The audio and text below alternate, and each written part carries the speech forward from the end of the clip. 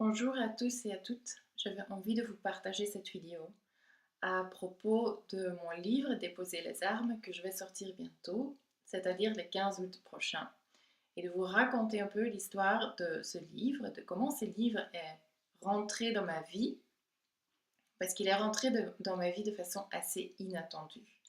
C'est-à-dire que je n'avais pas prévu d'écrire un livre à ce moment dans ma vie.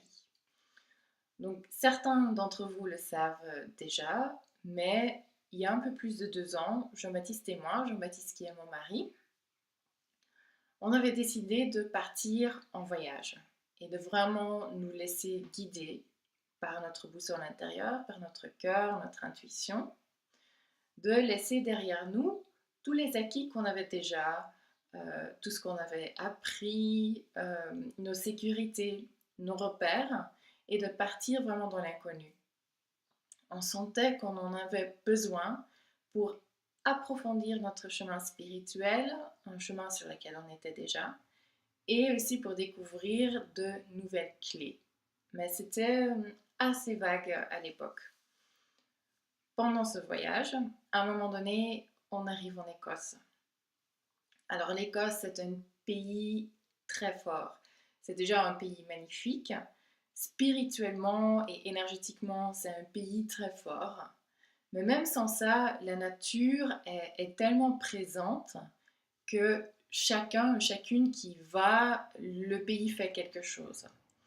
Nous aussi, on était émerveillés par rapport à tout ce qu'on voyait autour de nous, par rapport à cette force de la nature qu'il y avait là-bas.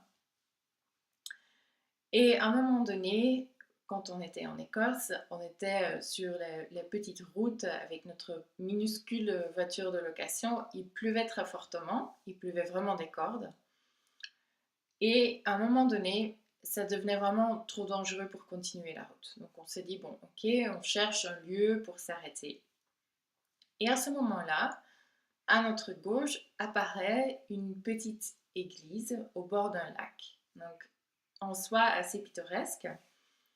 Sauf que il y avait une énergie un peu bizarre autour de l'église, comme une atmosphère un peu sinistre ou un peu lugubre.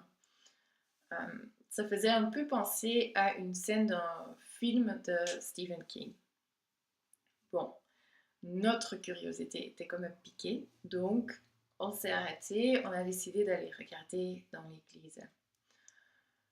Ah, déjà, tout de suite, dès qu'on a passé la porte de l'église, dès qu'on a franchi le seuil, on avait vraiment senti quelque chose. On sentait qu'on n'était pas seul dans cette église, qu'il y avait comme des présences autour de nous. Il faisait très froid dans cette église, elle n'était pas dans un bon état, il pleuvait dans certaines parties à l'intérieur de l'église. Tout ça faisait vraiment un peu délaissé, il y avait une atmosphère très, très mélancolique à l'intérieur. Et puis il y avait des choses bizarres qui se passaient, donc il y avait des portes qui claquaient, on sentait comme des personnes qui passaient derrière nous, et quand on se retournait, il n'y avait personne. Donc assez pour que on regardait autour de nous et on n'était pas inquiet, mais voilà, on sentait d'autres présences que nous dans cette église. À un moment donné, on arrive devant une statue et devant une tombe dans laquelle c'était marqué sur une petite plaquette, il y avait un fragment de la main de Robert Bruce. Robert Bruce qui était un célèbre guerrier écossais, qui était très important pour les Écossais.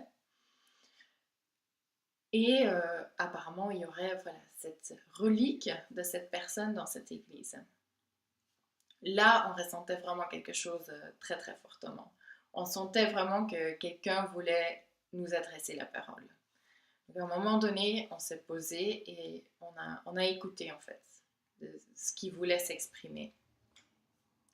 Et c'est là où j'ai entendu et j'ai reçu le message ou la demande de l'esprit de Robert Bruce d'écrire ce livre au sujet de la lutte, de la guerre, du conflit, du combat dans le monde et de vraiment d'aller à la recherche de solutions pour apaiser ce feu de colère, ce feu de combat, ce feu de conflit qui ravage le monde aujourd'hui. Lui, parce qu'il avait été un célèbre guerrier, il connaissait très bien cette énergie de lutte et il avait envie, lui, de déposer les armes et de vivre en paix. Et donc, je suis partie à la recherche de solutions, à la recherche de clés, à la recherche de propositions pour déposer les armes et vivre en paix, intérieurement et extérieurement.